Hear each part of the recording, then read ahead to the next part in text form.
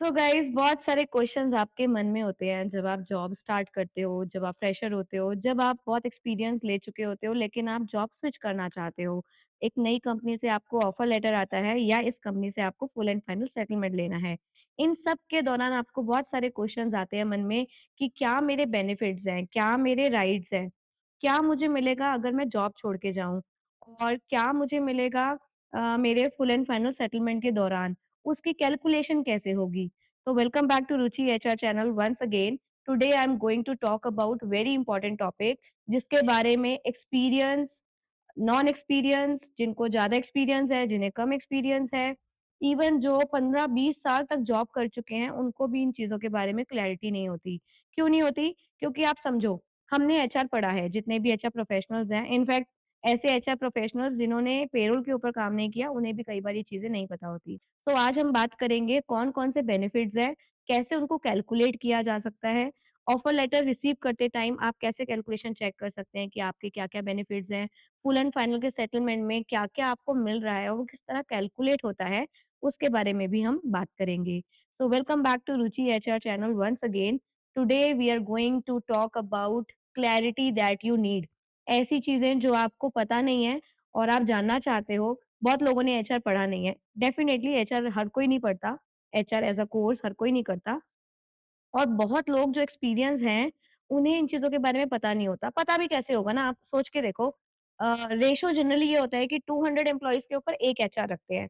जब 200 एम्प्लॉइज़ के पास 1 एचआर है, 1 एचआर 200 एम्प्लॉइज़ को जाके कैसे एजुकेट करेगा कि क्या-क्या बेनिफिट्स हैं, वो कैसे कैलकुलेट हो रहे हैं। जो उनके पास जाता है, उसे वो बता देते हैं, लेकिन हर किसी को नहीं बता पाते। इस रीज़न से बहुत सारे वर्किंग प्रोफेशनल्स में अवेयरनेस ही नहीं है कि क्या बेनिफिट्स हैं, कैसे कैलकुलेट हो रहे हैं, कहीं कोई मैनिपुलेशन तो नहीं हो रहा। अगर उनका बोनस का राइट मिलता है, उनको मिल रहा है या नहीं मिल रहा है। फुल एंड फाइनल सेटलमेंट में ग्रेच्युटी कैसे कैलकुलेट हो रही है, लीव एनकैशमेंट कैसे कैलकुलेट हो रही है, रिटायरल बेनिफिट्स क्या होते हैं, इन सब के बारे में लोगों को नहीं पता। रीज़न क्या है? अवेयरनेस नहीं है। अवेयरनेस क्यों नहीं है? क्योंकि या तो स्टडी नहीं किया या तो एचआर अपने आप में इतना निश टॉपिक रह चुका है और इतने कम लोग कंपनी में होते हैं in HR department in ratio of other employees कि वो सबको अवेयर कर नहीं पाते। तो मेरी इस वीडियो को आप अपनी यूट्यूब प्लेलिस्ट में सेव ज़रूर करना और जो-जो कैलकुलेशन मैं आज आपको बताऊँगी, उसे आप कहीं नोट करके रखो, आप उसे मेमोराइज़ कर सकते हो या यूट्यूब चैनल पे जाके मेरी वीडियो को सेव करो और रेफ़रेंस में उसको कभी-कभी आप यूज़ कर सकते हो। अपने फ्रेंड्स जो लोग क्विट कर रहे हैं, जो नया ऑफ़र एक्सेप्ट कर रहे हैं या जिनका फुल एंड फाइनल सेटलमेंट बन रहा है, उनके साथ आप शेयर कर सकते हो। उन्हें अवेयरनेस आएगी कि जो कंपनी ने उनका एफएनएफ बना के दिया है, वो सही कैलकुलेट हुआ है या नहीं हुआ है। अच्छा, एक चीज़ और है, हमेशा अपने एचआर के पास जाके या जिसने भी आपका एफएनएफ बनाया है, उसके पास जाके आप अपनी क्लैरिटी ज़रूर माँग सकते हैं, इसमें आपका राइट है। So do go and ask about your right, ask about your benefits that how they are calculated. कैसे वो कैलकुलेट हुए हैं, वो आपको समझाएँ, वो डेफिनिटली समझाएँगे। बट ज़्यादा दूर जाने की ज़रूरत नहीं है। आज इन सारे क्वेश्चन्स के आंसर्स को मैं भी क्लैरिटी से आपको बताऊँगी और फ़ॉर्मूला के साथ। तो चलते हैं कैलकुलेशंस एंड बेनिफिट्स की ओर। Let's go ahead. चाहे आप एचआर प्रोफेशनल हो या किसी भी ऑर्गेनाइजेशन में काम करते हो, ये टॉपिक आपके करियर और पैसों दोनों से जुड़े हुए हैं। सबसे पहले बात करते हैं ईएसआई यानी एम्प्लॉय स्टेट इंश्योरेंस की। ये एक सोशल सिक्योरिटी स्कीम है जो एम्प्लॉय को मेडिकल और फाइनेंशियल सपोर्ट देती है इलनेस, मैटरनिटी या एक्सीडेंट के टाइम पर। अगर आपका सैलरी 21,000 रुपीज पर मंथ या उससे कम है तो आप ईएसआई के लिए एलिजिबल होते हो। एम्प्लॉय कंट्रीब्यूट करता है 0.75% ऑफ ग्रॉस सैलरी और एम्प्लॉयर कंट्रीब्यूट करता है 3.25% ऑफ ग्रॉस सैलरी। इसके बेनिफिट्स क्या हैं? Free medical treatment for employees या उनके डिपेंडेंट्स के लिए, मटर्निटी बेनिफिट्स या कोई सिकनेस हो जाती है उसका हॉस्पिटलाइजेशन का खर्चा हो जाता है, एक्सीडेंट या डिसेबिलिटी और डेथ के कवर के रूप में भी आपको हेल्प करता है। सिंपल वर्ड्स में ईएसआईसी आपका हेल्थ एंड सेफ्टी इंश्योरेंस है। अब हम बात करते हैं पीएफ यानी प्रोविडेंट फंड की। ये एक लॉन्ग टर्म सेविंग स्कीम है जो आपके रिटायरमेंट के टाइम पे काम करती है। एम्प्लॉय और एम्प्लॉयर दोनों कंट्रीब्यूट करते हैं। एम्प्लॉय अपनी बेसिक सैलरी का 12% और एम्प्लॉयर भी 12% कंट्रीब्यूट करता है। एचआर प्रोफेशनल को बता दूं कि एम्प्लॉयर 1% एडमिन चार्जेस भी पे करता है गवर्नमेंट को फॉर द सेम। पीएफ से आपको क्या मिलता है? सेफ और गारंटेड सेविंग है ये। एनुअल इंटरेस्ट गवर्नमेंट चेंज करती रहती है बीच बीच में। करंट रेट ऑफ इंटरेस्ट की डिटेल्स आपको ऑनलाइन मिल जाएंगी, क्योंकि ये बार बार चेंज होते रहते हैं, तो आपको अपडेट रहने के लिए ऑनलाइन चेक करना पड़ेगा।